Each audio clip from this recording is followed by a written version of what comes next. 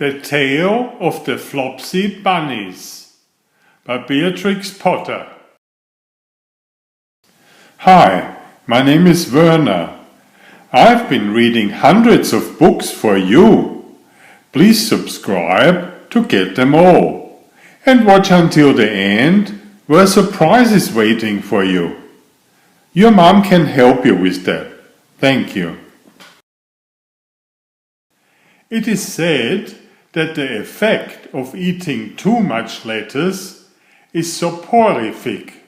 I have never felt sleepy after eating lettuces, but then I am not a rabbit. They certainly had a very soporific effect upon the Flopsy Bunnies.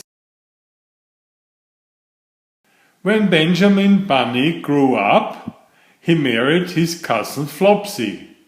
They had a large family, and they were very improvident and cheerful. I do not remember the separate names of their children. They were generally called the Flopsy Bunnies. As there was not always quite enough to eat, Benjamin used to borrow cabbages from Flopsy's brother, Peter Rabbit, who kept a nursery garden. Sometimes Peter Rabbit had no cabbages to spare. When this happened, the Flopsy Bunnies went across the field to a rubbish heap in the ditch outside Mr. McGregory's garden. This rubbish heap was a mixture. There were jam pots and paper bags, and mountains of chopped grass from the mowing machine, which always tasted oily, and some rotten vegetable marrows, and an old boot or two. One day, oh joy! There were a quantity of overgrown lettuces, which had shot into flower. The Flopsy Bunnies simply stuffed lettuces. By degrees, one after another, they were overcome with slumber and lay down in the mown grass. Benjamin was not so much overcome as his children. Before going to sleep, he was sufficiently wide awake to put a paper bag over his head to keep off the flies. The little Flopsy Bunnies slept delightfully in the warm sun. From the lawn beyond the garden came the distant clackety sound of the mowing machine. The bluebottles buzzed about the wall, and a little old mouse picked over the rubbish among the jam pots. I can tell you her name. She was called Thomasina Tittlemouse, a wood mouse with a long tail. She rustled across the paper bag and awakened Benjamin Bunny. The mouse apologized profusely and said that she knew Peter Rabbit. While she and Benjamin were talking close under the wall, they heard a heavy tread above their heads, and suddenly Mr. McGregor emptied out a sackful of lawn mowings right up on the top of the sleeping Flopsy Bunnies. Benjamin shrank down under his paper bag. The mouse hid in a jam pot. The little rabbits smiled sweetly in their sleep under the shower of grass. They did not awake because the lettuces had been so soporific. They dreamed that their mother Flopsy was tucking them up in a hay bed. Mr. McGregor looked down after emptying his sack. He saw some funny little brown tips of ears sticking up through the lawn mowings. He stared at them for some time. Presently a fly settled on one of them, and it moved. Mr. McGregor climbed down onto the rubbish heap. 1, 2, 3, 4, 5, 6 little rabbits, said he as he dropped them into his sack. The Flopsy Bunnies dreamt that their mother was turning them over in bed. They stirred a little in their sleep, but still they did not wake up. Mr. McGregor tied up the sack and left it on the wall. He went to put away the mowing machine.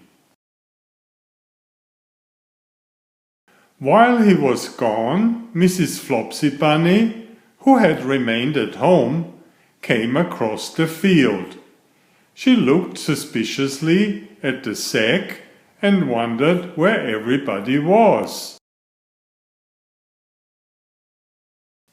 Then the mouse came out of her jam pot, and Benjamin took the paper bag off his head, and they told the doleful tale. Benjamin and Flopsy were in despair. They could not undo the string. But Mrs. Tittlemouse was a resourceful person. She nibbled a hole in the bottom corner of the sack. The little rabbits were pulled out and pinched to wake them. Their parents stuffed the empty sack with 3 rotten vegetable marrows, an old blacking brush, and 2 decayed turnips. Then they all hid under a bush and watched for Mr. McGregor. Mr. McGregor came back and picked up the sack and carried it off. He carried it hanging down, as if it were rather heavy. The Flopsy Bunnies followed at a safe distance. They watched him go into his house, and then they crept up to the window to listen. Mr. McGregor threw down the sack on the stone floor in a way that would have been extremely painful to the Flopsy Bunnies if they had happened to have been inside it. They could hear him drag his chair on the flags and chuckle. 1, 2, 3, 4, 5, 6 little rabbits, said Mr. McGregor. What's that? What have they been spoiling now? Inquired Mrs. McGregor. 1, 2, 3, 4, 5, 6 little fat rabbits, repeated Mr. McGregor, counting on his fingers. 1, 2, 3. Don't you be silly. What do you mean, you silly old man? In the sack. 1, 2, 3, 4, 5, 6. Replied Mr. McGregor. The youngest Flopsy Bunny got up on the windowsill.